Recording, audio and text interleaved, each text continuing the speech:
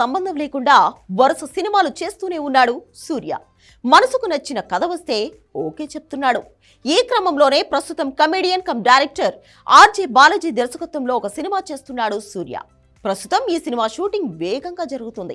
Social fantasy నేపథ్యంలో సూర్య 45 వస్తుంది. చాలా తక్కువ బడ్జెట్లో ఈ సినిమా చేస్తున్నాడు సూర్య. దీనికోసం రెమ్యూనరేషన్ కూడా తీసుకోవడం లేదు.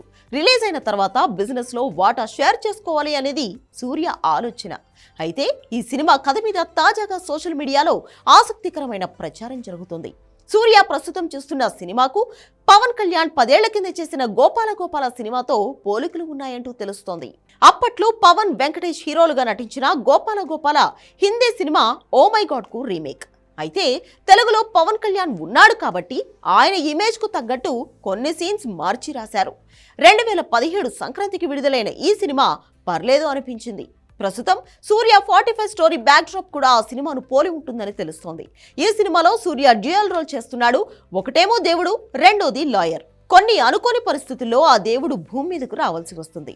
అనుకోని సమస్యలో చిక్కుకున్న దేవుడి తరపున వాదించే బాధ్యత ఓ న్యాయవాదిపై పడుతుంది. అప్పుడు దేవుడు, లాయర్ మధ్య ఉండే ఎమోషనల్ డ్రామా ఈ సినిమా కథ అని తెలుస్తుంది. ఈ పాయింట్ వింటుంటే గోపాల గోపాల గుర్తుకు రాక మానదు. కాకపోతే నేపథ్యం అలాగే ఉన్న స్క్రీన్ ప్లే కంప్లీట్ గా వేరేలా డిజైన్ చేస్తున్నాడు బాలాజీ. నిజానికి ఇదే కథను నయనతారతో అనుకున్నాడు ఈ దర్శకుడు. 4 ఏళ్ల కింద కరోనా సమయంలో నయనతారతో అమ్మోరు తల్లి అనే సినిమా తీశాడు ఆర్జే బాలాజీ. దానికి సీక్వెల్ తాజాగా చెన్నైలో సుందర్ సి దర్శకత్వంలో మొదలైంది.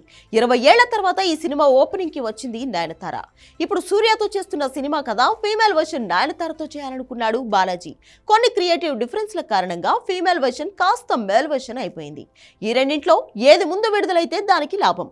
రెండు ఒకేసారి వస్తే మాత్రం కథ విషయంలో ఖచ్చితంగా సారూప్యత తప్పకపోవచ్చు.